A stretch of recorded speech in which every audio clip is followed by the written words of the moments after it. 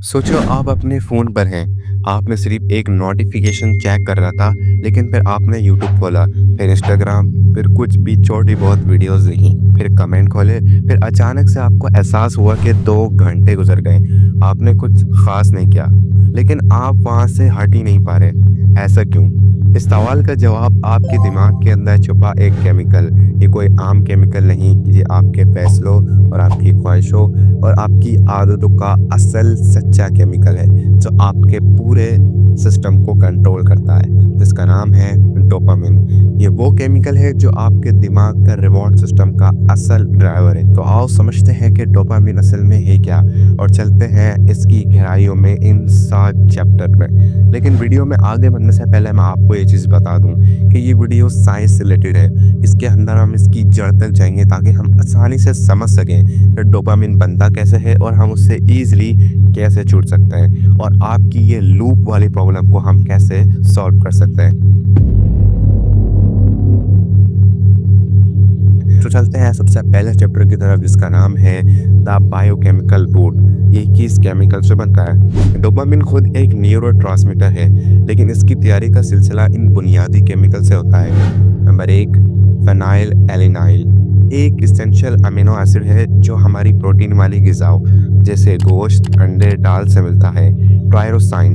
Phenyl एनाइल बदल के टायरोसाइन बन जाता है। एल-डोपा।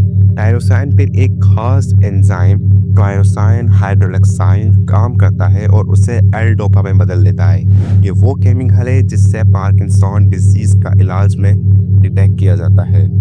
डोपामिन। आखिरकार एल-डोपा से एक हाइड्रोजन एटम अलग हो जाता है और ये काम एक और एंजाइम डायलॉजिकल डोपा डिकार्बोक्साइल करता है।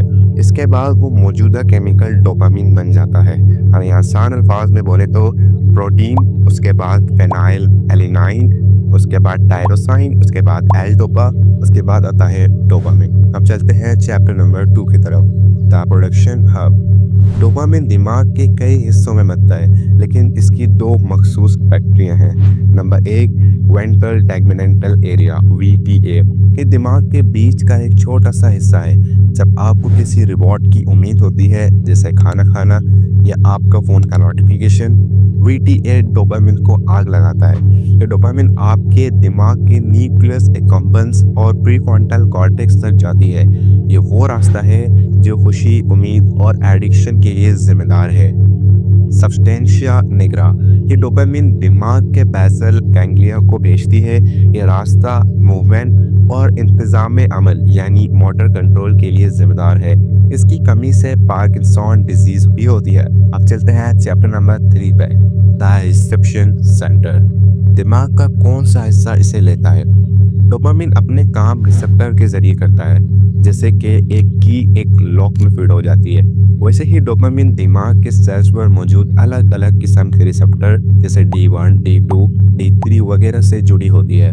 इसका सबसे अहम मकाम न्यूक्लियस एक्कम्बेंस, ये दिमाग का प्लेजर सेंटर है। जब BTA से डोपामिन इस हिस्से तक पहुंचती है तो ये आपको एहसास दिलाता है कि आपने कुछ अच्छा, मुफीद या खुशगवार काम किया। ये आपको फील गुड का सिग्नल देता है। Chapter number 4, the pleasure illusion. फिर हम खुशी महसूस करते क्यों हैं? ये समझना अहम है कि डोपामिन एक खुशी नहीं बल्कि खुशी की तलाश का केमिकल है। डोपामिन आपको ये नहीं कहता वाह मज़ा आ गया, बल्कि ये कहता है देखो ये काम तुम्हारे लिए फ़ायदेमंद है, जल्दी करो, फिर करो और इसकी तलाश करके करते रहो। जब आप खाना खाते हैं या कोई बैटल जीतते हैं या कोई नया लाइक देखते हैं, आपका दिमाग कहता है शाबाश, तुमने सर्वाइवल और रिप्रोडक्शन के लिए कोई अच्छा काम करा, लो तुम्हें एक केमिकल रिवॉर्ड।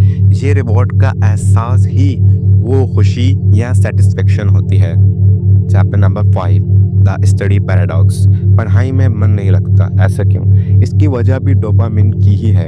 आपकी दिमाग हमेशा एनर्जी बचाने का आदी है। स्क्रॉलिंग या वीडियो गेम, इनमें आपको तेज और आसान और बेतकल्लुफ रिवॉर्ड मिलते हैं। हर 30 सेकंड पर एक नया कंटेंट, इसका मतलब high dopamine release, low energy invested. आपका दिमाग इससे प्यार करने लगता है और बोलता है इसमें मजा आ रहा है।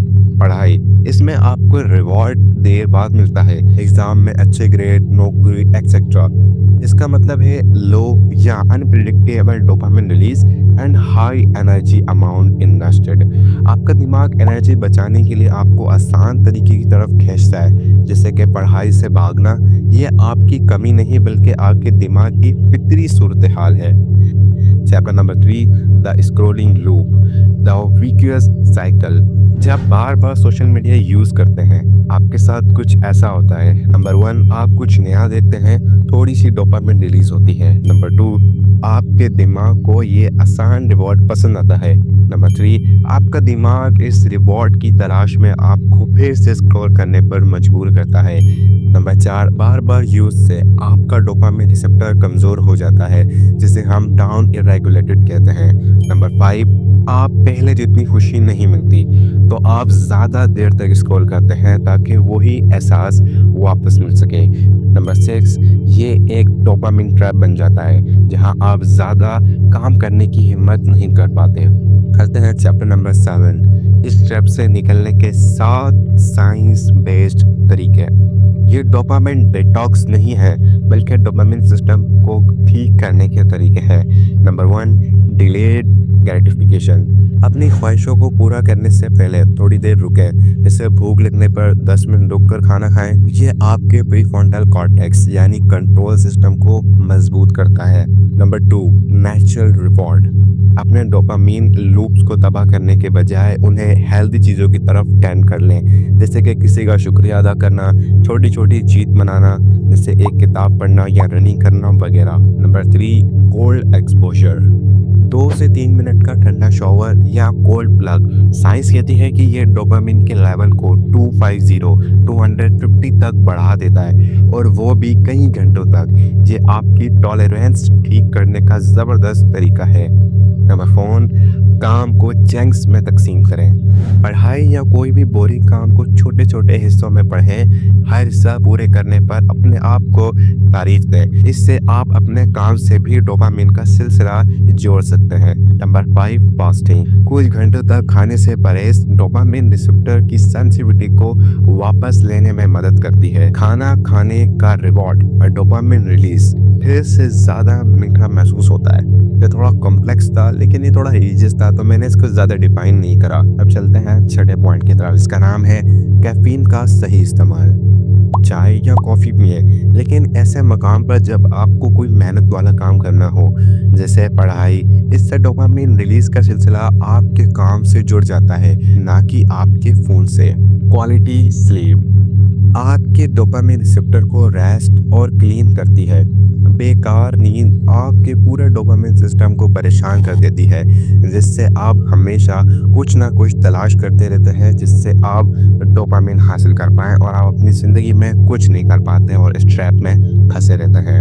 उम्मीद करता हूँ ये वीडियो आपको काफ़ी पसंद आई होगी। इसको बनाने में काफ़ी मेहनत लगी है, तो अगर आप सब्सक्राइब कर दें तो काफ़ी अच्छा लगेगा।